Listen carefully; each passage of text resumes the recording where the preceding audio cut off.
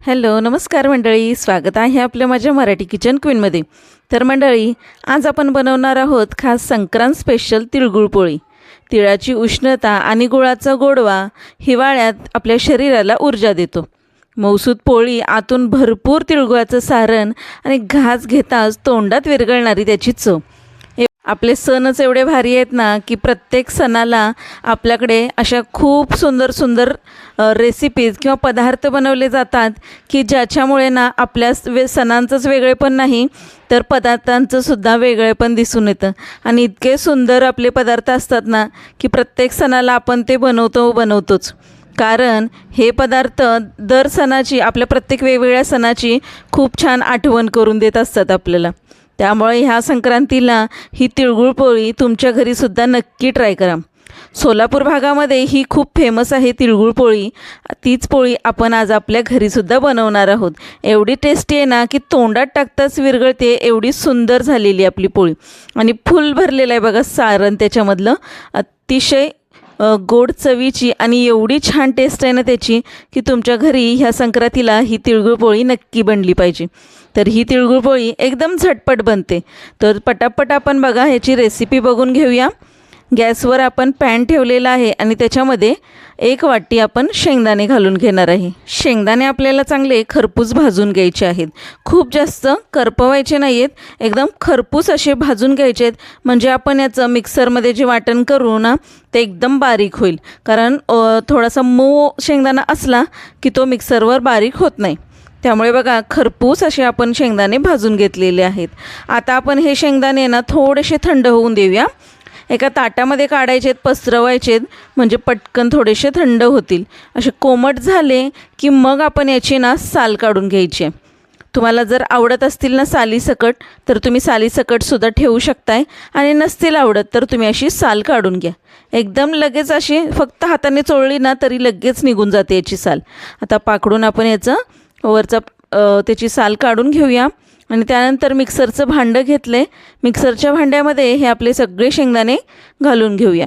आणि जेवढे आपण शेंगदाणे घेतले होते ना तेवढाच आपण इथं गूळ वापरणार आहे।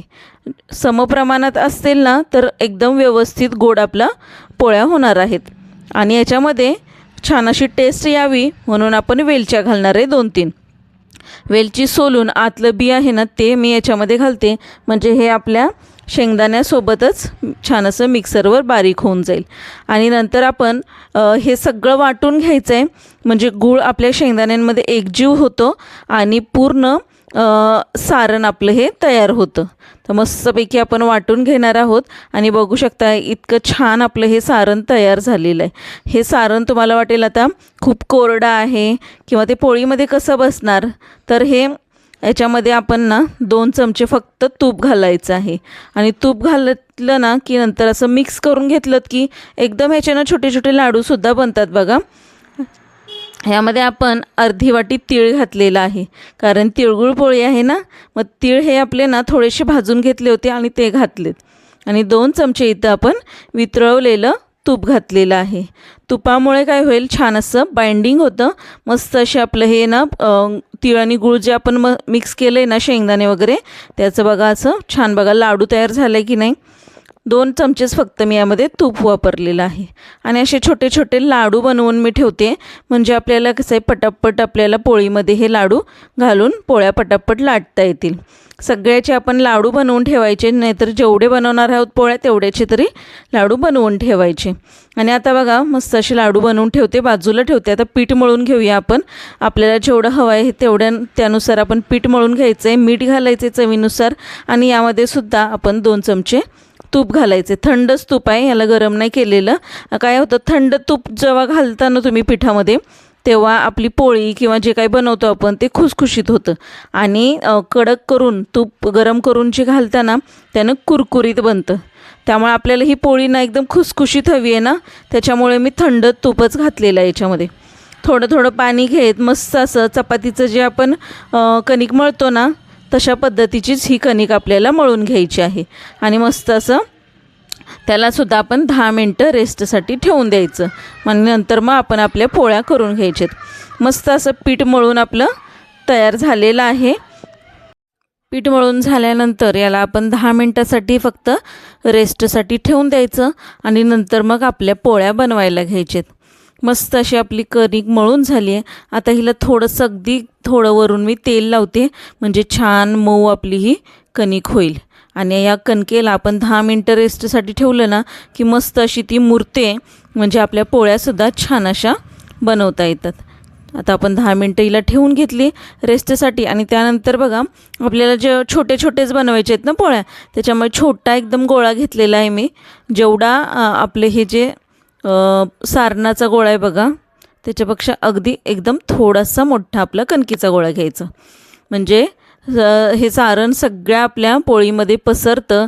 आणि दोन्ही समान गोळे घेतलेत ना एकदम रिकामी पोळी राहत नाही, पूर्ण फुल आपली पोळी सारण्याने भरलेली राहणार आहे.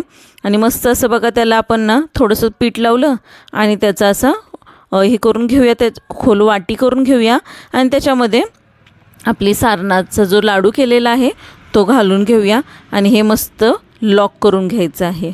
आपण जशी पुरणपोळी बनवतो तशा पद्धतीनंच आपण हे त्याचा उंडा बनवून घ्यायचा आहे.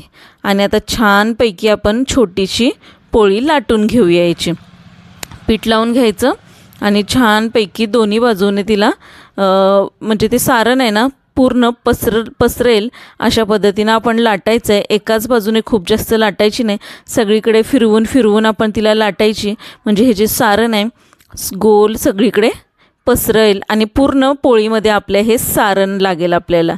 मस्तपैकी आपली पोळी लाटून झाली आहे. खूप मोठी नाही बनवलेली बघा, एकदम आपल्या हातामध्ये बसतील ना एवढ्या आहेत बघा, आणि त्याच्यापेक्षा थोडीशी मोठी आहे.